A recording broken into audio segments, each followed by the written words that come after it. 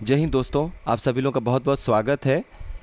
तो आज का जो हमारा संपादकीय है वो बहुत महत्वपूर्ण एक विषय को उजागर करता है और वो है आपका सस्टेनेबल डेवलपमेंट के ऊपर जो यूनाइटेड नेशन का एक रिपोर्ट आया हुआ है, यानी कि सतत विकास के ऊपर। उसी पर ये बहुत बेहतरीन तरीके का एक संपादकीय है। चलिए इसको देखते हैं। आज का इसका जो टाइटल है वो है सतत विकास की मंद रफ्तार। 2030 तक एक डेडलाइन था कि यहाँ तक सतत विकास लक्ष्यों को प्राप्त कर लेना है, हासिल कर लेना है, और हम वहाँ से मात्र 5 साल दूर हैं। लेकिन जो एक रफ्तार दिखनी चाहिए उन सतत विकास लक्ष्यों को पूरा होने में, वो जो रफ्तार है वो कहीं ना कहीं हमें बहुत मंद रफ्तार देखने को मिल रहा है।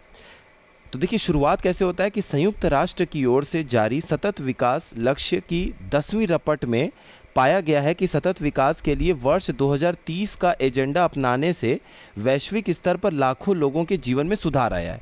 आप ऐसे इंट्रोडक्शन, एक पॉजिटिव इंट्रोडक्शन, पॉजिटिव नोट पे आप शुरुआत कर सकते हैं। जब भी निबंध लिखना होगा तो भी यहाँ से आपको समझ आएगा। अब ये करंट अफेयर का टॉपिक है, इसको यहाँ पर ऐड कर दीजिए। भारत को लेते हुए भारत की बात करें तो कुल 193 देशों में 17 सतत विकास लक्ष्यों को पाने में भारत ने निर्धारित अधिकतम 100 अंकों में 66.95 अंक प्राप्त कर 99वां स्थान पाया है। तो भारत का रैंक कितना आया है? 10th सस्टेनेबल डेवलपमेंट रिपोर्ट जो यूनाइटेड नेशन संयुक्त राष्ट्र की तरफ से जारी किया गया है उसमें भारत का स्थान है 99। अब देखिए आपको यहाँ पर भारत का थोड़ा सा पिछला हिस्सा भी देखना चाहिए रैंकिंग का। तो लिखा हुआ है कि पिछले वर्ष 2024 में इन लक्ष्यों की प्रगति में भारत 109वें स्थान पर था और 2023 में भारत 112वें स्थान पर था। यानी इस वर्ष भारत ने महत्वपूर्ण प्रगति करते हुए वैश्विक रैंकिंग में 100 देशों की श्रेणी में अपनी जगह बना ली है। क्योंकि आप देख रहे हैं कि भारत 2023-2024 दोनों में ही 100 रैंक के बाहर था, लेकिन इस बार 99वां रैंक हासिल कर भारत ने टॉप 100 में अपनी जगह बनाई है।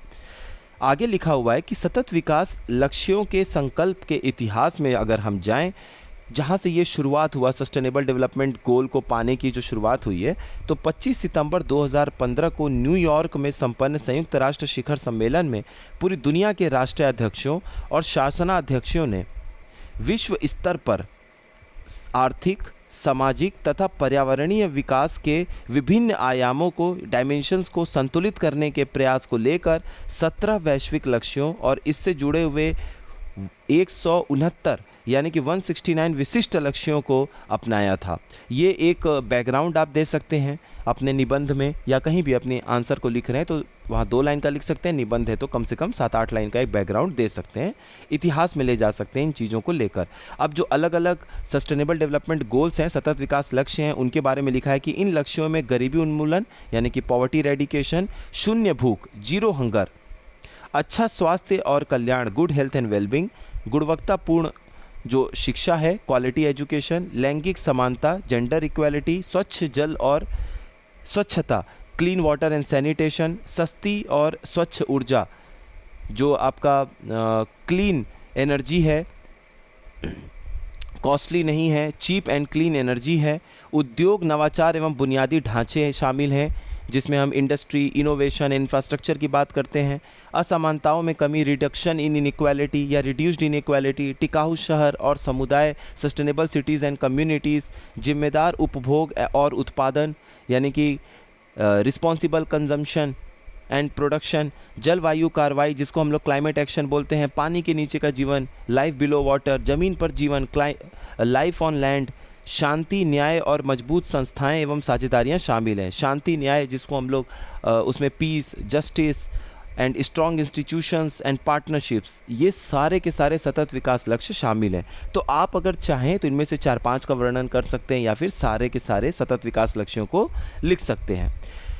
यह रपट हमें कई चुनौतियों की ओर भी अपनी ध्यान खींचता है। विश्व के करोड़ों लोगों को सुरक्षित पेयजल मिला, और अभी इसमें यह लिखा हुआ है कि विश्व के करोड़ों लोगों को सुरक्षित पेयजल, स्वच्छता और स्वास्थ्य सेवाएं नहीं मिली हैं। यानी अभी भी विश्व के करोड़ों लोग सुरक्षित पेयजल, स्वच्छता और स्वास्थ्य सेवाओं से वंचित हैं, वो एक्सक्लूडेड हैं, उन्हें हमें इंक्लूड करना है। जलवायु परिवर्तन का भी काफ़ी प्रभाव पड़ा है। ये पॉइंट आप बहुत ध्यान से देखिए, क्योंकि 2024 जो है वो विश्व का सबसे गर्म वर्ष रहा। 2024 was the hottest year on earth. जिससे तापमान जो है वो पूर्व औद्योगिक स्तर, जिसको हम लोग प्री इंडस्ट्रियल लेवल कहते हैं, उससे 1.55 डिग्री अधिक हो गया। हमारी पूरी कोशिश ही यही थी। जो पेरिस क्लाइमेट का डील हुआ था 2015 में, उसका टारगेट ही यही था कि किसी भी तरीके से हमें ये जो पूर्व औद्योगिक स्तर था जलवायु का, यानी कि ये जो प्री इंडस्ट्रियल लेवल था क्लाइमेट का, टेम्परेचर जो था वो कहीं ना कहीं एवरेज टेम्परेचर 1.5 डिग्री से अधिक नहीं होना चाहिए था, लेकिन वो क्रॉस कर गया। इसीलिए गर्मी देखिए बढ़ती जा रही है। भारत हर वर्ष अपनी वैश्विक रैंकिंग में सुधार ला रहा है। भारत के हिसाब से ये बोला जा रहा है कि हाँ, आंकड़ों को देखते हुए हम ये कह सकते हैं कि भारत हर वर्ष अपनी वैश्विक रैंकिंग में सुधार ला रहा है।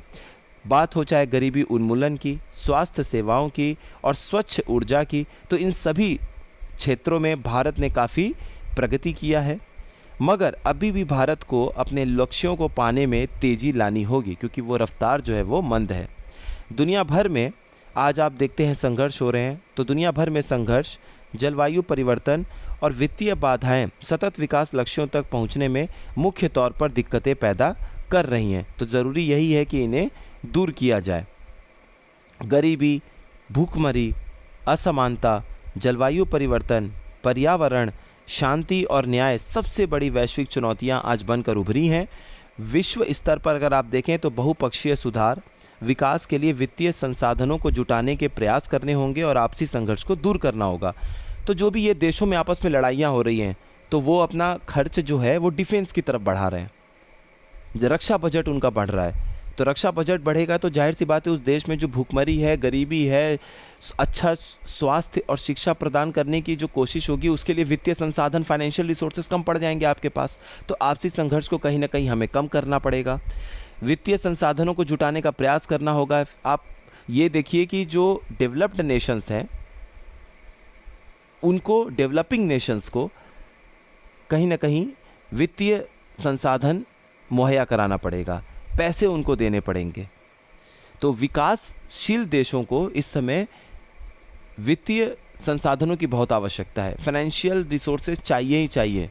तो विकसित देशों को विकासशील देशों के लिए पैसे आवंटित करने होंगे, चाहे वो लोन के रूप में करें, चाहे कैसे भी करें, चाहे ग्रांट करें।